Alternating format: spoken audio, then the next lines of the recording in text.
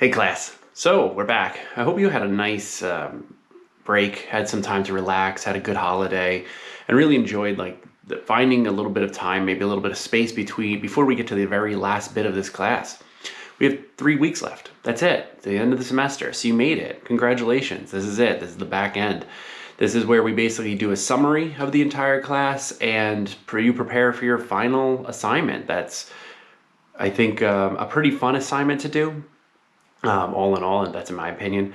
And I think it's time for us to just think about how this all wraps up and comes together. So I figure, now that we're at the end of the semester, maybe we should talk about how does this all work? How does it actually operate? What makes the web go round, so to speak? So today, we're going to be talking about advertising because it's the way that this works. It's the way that the internet actually functions and structures. So I'm going to go over a bunch of terms today that I think are very useful to your future in almost any career, especially if you're going to be a social media manager, or if you're going to go into agency life, or if you're going to go into media making, or if you're going to go into business or any place that deals with social media, which is at this point almost everywhere. But at least you should know some of the terminologies that are being used and how they're used, so you could be more fluent in understanding how these businesses actually operate. So a few of the terms that we're going to go over are basically some of the mid-level terms that help us understand how the web works. And then I'm going to talk to you a bit about the technology behind them. So some of the words that are often used when we're talking about using social media as an advertising system, or a system in which we make money, make money flow. In other words, as we've talked about many times before, if it's free, you are the product, okay? So there's never a free, there's always some sort of cost involved when it comes to almost anything you do. So if you're using social media and you're not paying an entry fee or you're not paying a subscription fee, somehow money is being transferred. In the case of this, it's usually pretty easy to think about, which is your data, your user data is being sold to an agency or some sort in order to convert that into a specific type of ad that you will encounter that will hopefully make you want to purchase something, thereby making the advertiser some money, thereby continuing to uphold the structure of the internet. But how do they know? How do they know what they're doing is right? How do they know if advertising even works? So here's some terms. A lot of terms they use is goal conversion, which is when you have a goal and you convert them. That's usually a sale. A goal conversion is somebody who signs up for a subscription, someone who signs up to buy something, someone who actually clicks the purchase button, someone who goes through and closes when you are thinking about a purchase and you actually make that purchase. That's a closing. So that's a goal conversion. So how do you turn somebody from a basic clicker, someone who just moves around the internet, into goal conversion? Now you could read this through something called metrics and analytics. They're pretty much the same word, but metrics are our overall scale of understanding how things are operating, and analytics are pretty much on the fly. So we can look at unique in analytics, and metrics are our overall understanding of that information. When I use Substack as my system to deliver these lectures, what I see is analytics. Every single time I get to see an analytics chart. How many of you open it? How many of you open it again? What links you're clicking on throughout? Now, I don't monetize this in any way, but if I were somebody who were going to try to make money off of this, I would use that data to try to create a metric-based return system, some way of me knowing that what I'm doing is actually creating a return on investment, ROI. And that return on investment is the time and money I put into something, returning that on the back end. Am I making that back through ads? Am I making that back through our endorsement deals and so forth? And so there's different models that are used in the internet to make this sort of work. The two most common models are Cpc and Cpm. So Cpc is a bidding cost. So let me go back a step.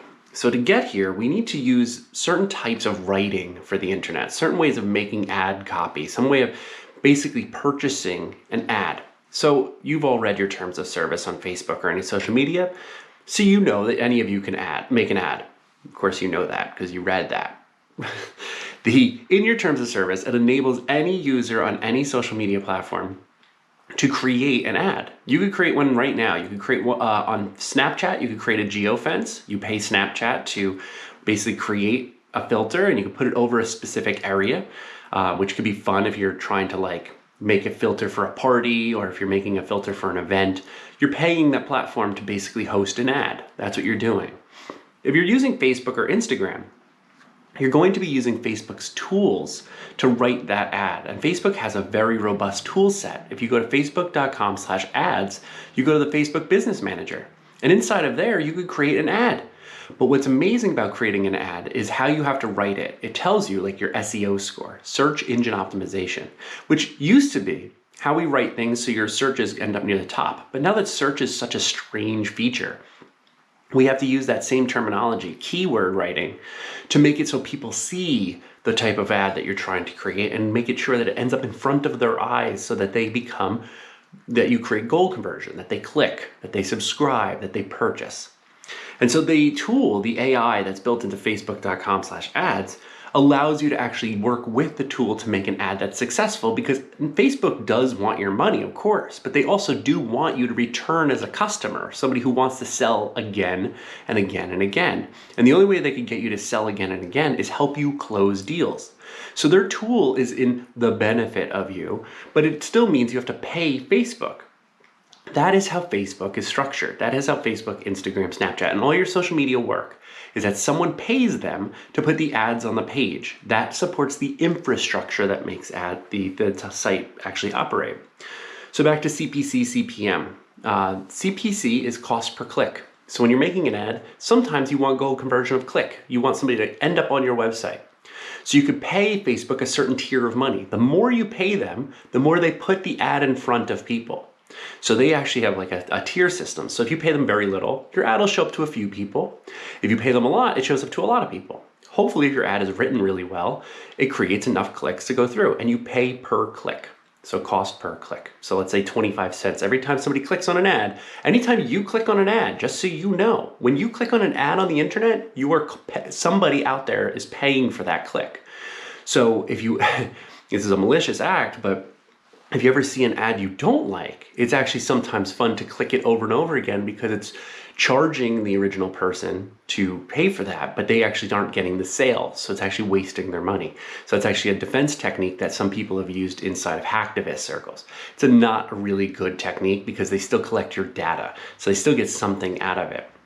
The other one is called CPM, cost per M, okay? M stands for 1,000. That's how many eyes see the ad. So Facebook then has a different tier system. So it's a little cheaper than cost per click to buy for a CPM ad, but basically that's meant for brand awareness. How do you get your brand into people's minds? You want it to be visible. You want it to be around as much as possible. So you're paying for a CPM model or impression model.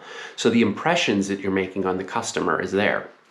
And CPM models are good for people trying to grow the name of a brand or do a startup or try to get something, a neologism, a new word into people's minds. That's a good technique that's very usable. So that is something that's somewhat more accessible when you're making ads. But I want to pivot a little bit here to the structure, to having you understand how AdTech actually works. And that's the term we're going to use today, AdTech. AdTech, as Claire Atkin of the company Check My Ads was recently saying on Jared Holt's podcast, do not take this lightly. AdTech is the internet. That is how the internet operates. There's a tech industry that helps the internet basically operate. It is not a tiny industry. It is a $400 billion per year industry that makes things work. The example I just gave of you as somebody who wants to make an ad, you could go to Facebook, create an ad and have it visible on Instagram or Facebook. You could do that right now if you wanted to. You could choose your demographics. You could go in and say, I only want people in Queens. I only want people between the ages of 18 and 24 to see it. I only want somebody who's in college to see it. All these statistics and all these data are already there because Facebook users or Instagram users add that data. Not just by posting it in their profile, but the way they talk inside their messenger. Whenever you're communicating with somebody and you're talking about something, that helps them create a user profile. You can find your user profile on almost every social media app at this point because of, the law has basically forced them to be transparent to show you what type of profile you are and what social media platforms think of you. What do they think who you are? I haven't checked mine in a while. I'll see if I can leave it in the Substack so you can see and check who they think you are. But you have to keep in mind that what I'm explaining is a one-to-one. You're using a tool to create an ad. But what if you're not you? What if you're a company or a brand and you want your ad seen? You're going to approach an ad agency. That ad agency is going to create a campaign for your brand and your product. What they're also going to do is use a tool or several tools that are going to basically sell this ad to thousands of websites all over the internet, all over the web. And that's AdTech. There are literally thousands of companies in what's known as a media supply chain, according to Claire Atkin. And it's a very easy to explain media supply chain. There's ad creative, advertising creative, the ad itself, money, somebody has to pay for it, and data, the audience, you. So they call the audience data. And what most companies don't know is that very often companies are putting their ads on sites that they're not even aware of. And the reason they're unaware that they're doing that is because when they hand off their ad to an agency, the tool, the support structure of the internet known as AdTech, sells that ad across thousands of websites, hundreds of websites, all over the place. Now, the reason I bring this up is because Claire Atkin works for Check My Ads, or another company like Sleeping Giants. They're watchdogs for advertisers, people who will show up and look at and see like a Nike ad on a far right site or something like that, or somebody will be posting on somebody's extremely terrible extremist website because those ads are supporting it. So if you're subscribed to a far right magazine like the Post Millennial or something like that out of Canada, their ads are being put on their site. However, their main industry isn't to inform, but to misinform. And so shouldn't a company be aware that their ads are being placed on there? Now, because the way the ad tech actually operates, ad tech operates by basically posting those ads through like a pipeline directly onto those websites. Most are unaware. That's why it's called sleeping giants, because they're the big companies that are sleeping and they can't see what their ads are being posted on. Most companies have control of where their ads should be posted. So they could tell the distributor, the ad distributor, please don't post my ad on that site. And the company, the ad tech company that basically posts everywhere, just turns that feature off, turns that site off. And it's that easy to do because the internet itself is sustained by ads. Much the way that when we watch television, in between our television or around our television, there's ads, because ads support the structure of how we actually interact with media. Someone has to pay for it. And so this is really important for us to understand towards the end of the semester, is that we are part of an ecosystem of advertising. It's a very large advertising space. And so you have to interact with companies and brands all the time.